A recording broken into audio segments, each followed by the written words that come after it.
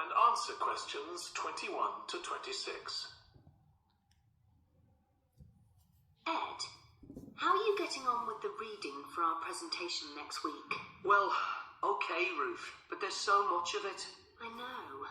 I hadn't realised birth order was such a popular area of research. But the stuff on birth order and personality is mostly unreliable.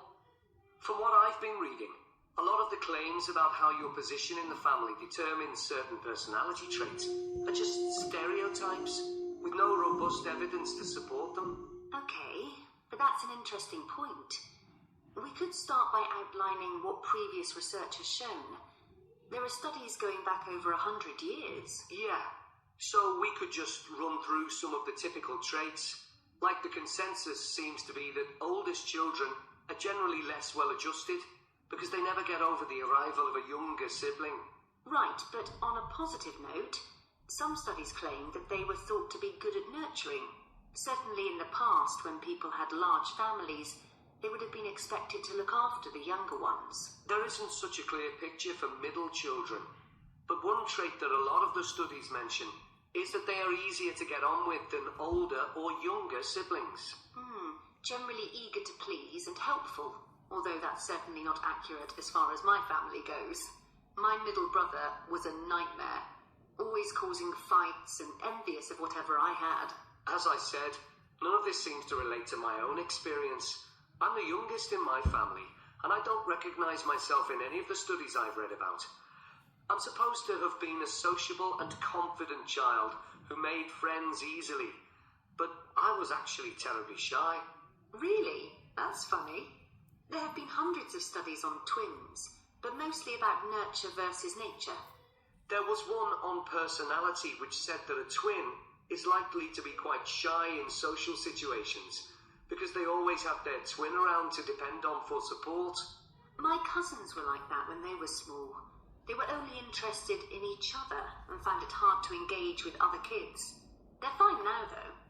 Only children have had a really bad press. A lot of studies have branded them as loners who think the world revolves around them because they've never had to fight for their parents' attention. That does seem a bit harsh. One category I hadn't considered before was children with much older siblings. A couple of studies mentioned that these children grow up more quickly and are expected to do basic things for themselves, like getting dressed. I can see how that might be true, although I expect they're sometimes the exact opposite, playing the baby role and clamouring for special treatment.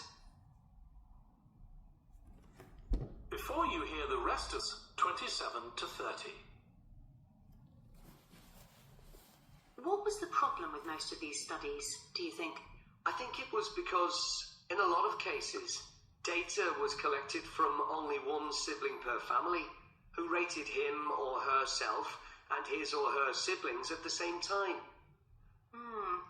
Some of the old research into the relationship between birth order and academic achievement has been proved to be accurate, though. Performances in intelligence tests decline slightly from the eldest child to his or her younger siblings. This has been proved in lots of recent studies. Yes, although what many of them didn't take into consideration was family size. The more siblings there are, the likelier the family is to have a low socio-economic status, which can also account for differences between siblings in academic performance.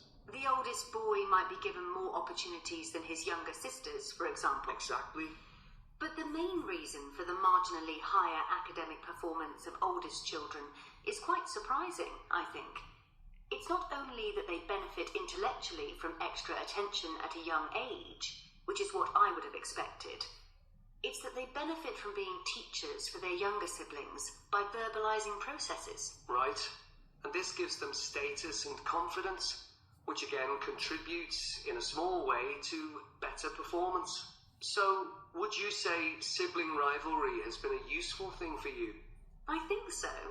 My younger brother was incredibly annoying, and we fought a lot. But I think this has made me a stronger person. I know how to defend myself. We had some terrible arguments, and I would have died rather than apologize to him. But we had to put up with each other, and most of the time we coexisted amicably enough. Yes, my situation was pretty similar. But I don't think having two older brothers made me any less selfish.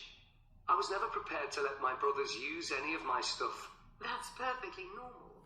Whereas some... That is the end of part 3.